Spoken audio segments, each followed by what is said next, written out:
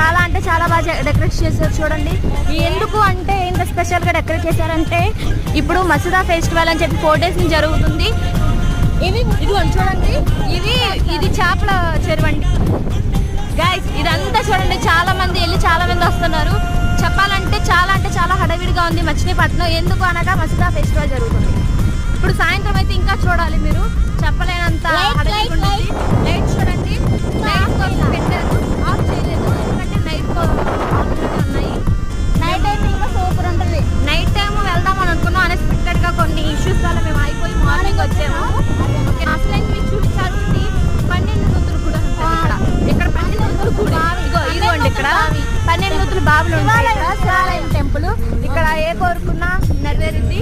చూడండి ఇక్కడ ఆల్రెడీ స్నానం చేసి అసలు మీరు చూడాల్సింది ఎదురుంది.